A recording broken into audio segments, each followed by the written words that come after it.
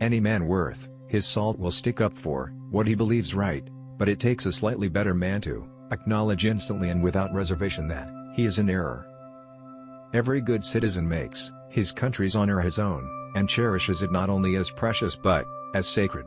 He is willing to risk his life in its defense and is conscious that he gains protection while he gives it. All the rights secured to the citizens under the Constitution are worth nothing, and a mere bubble, except guaranteed to them by an independent and virtuous judiciary.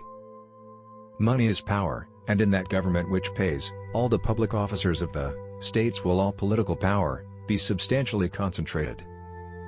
The planter, the farmer, the mechanic, and the laborer form the great body of the people of the United States. They are the bone and sinew of the country, men who love liberty and desire nothing but equal rights and equal laws.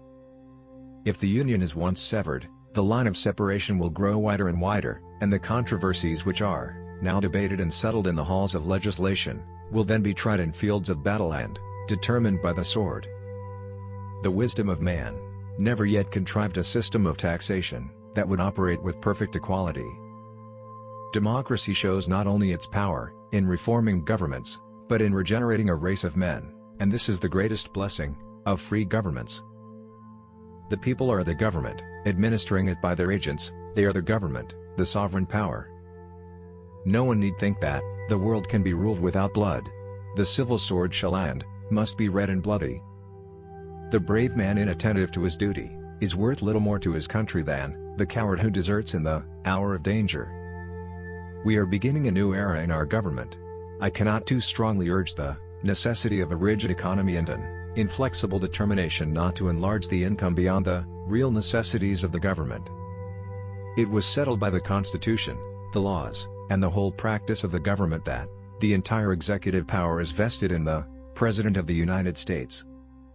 The duty of government is to leave commerce to its own capital and credit as well as all other branches of business, protecting all in their legal pursuits, granting exclusive privileges to none.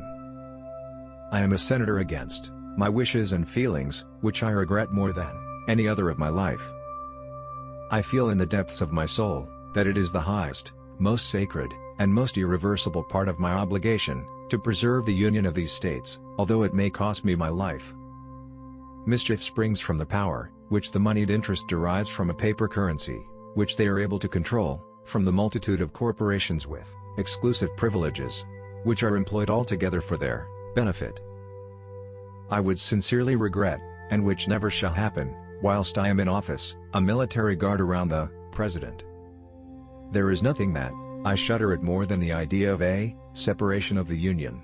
Should such an event ever happen, which I fervently pray God to avert, from that date I view our liberty gone.